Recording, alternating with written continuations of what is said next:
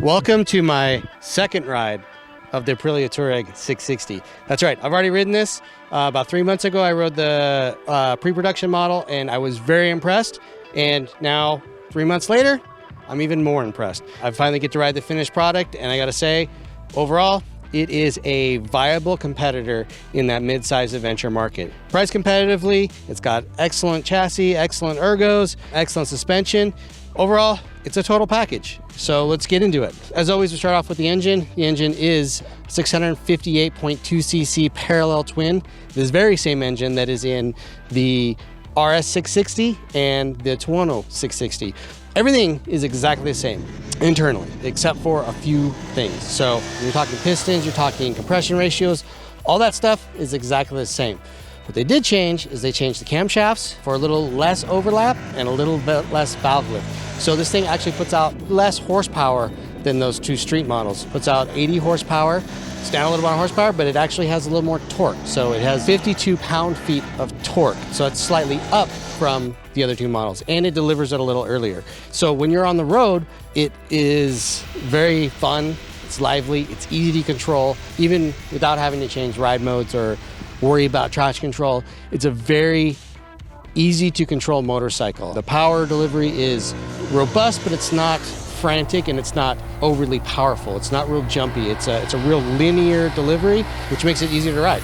In every ride mode, which they have Urban, which is a softer throttle response, Explorer, which is a little more throttle response, Off-Road, which has the sharpest throttle response, and an individual mode. All modes, the same horsepower, doesn't cut horsepower for like a rain mode.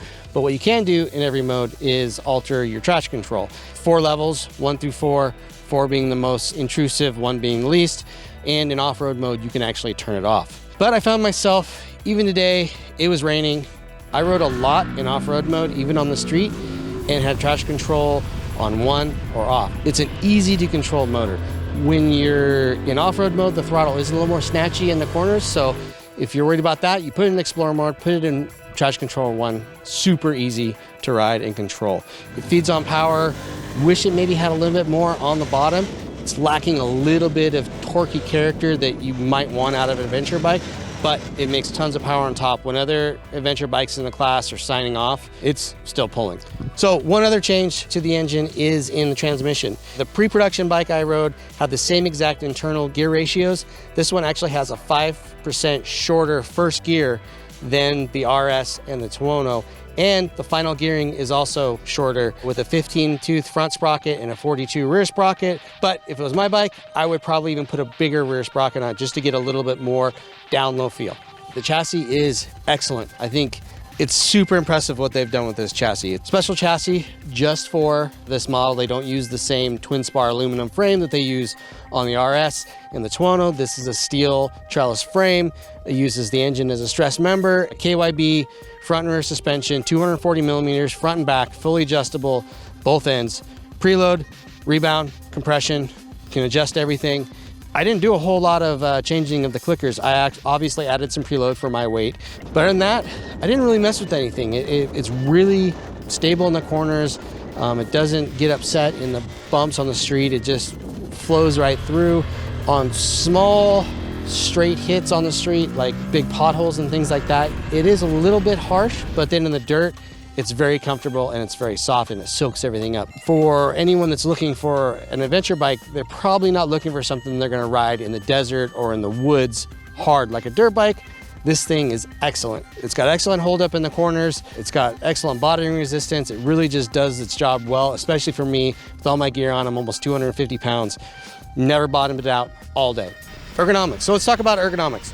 This bike does well on the road and off-road in ergonomics. Sitting on the bike, you're nicely tucked in. You've got a little bit of wind protection from the top part of the cowling. We won't call it the tank because the tank is actually from here down and down inside the frame.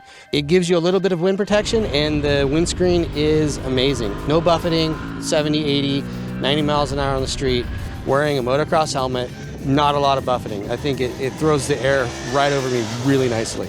I'm 5'10", so your mileage may vary, of course.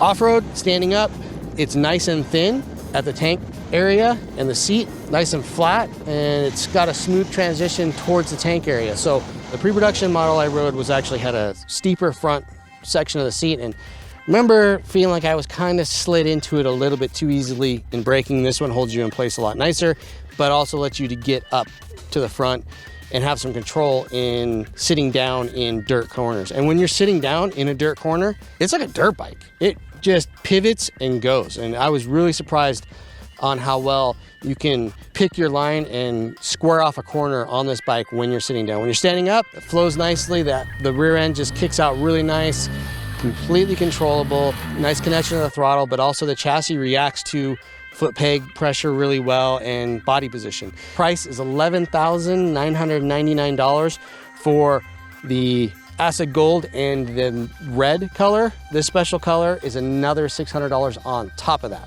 Our bikes were equipped with optional quick shift, which is up and down quick shifter. That's an extra $200.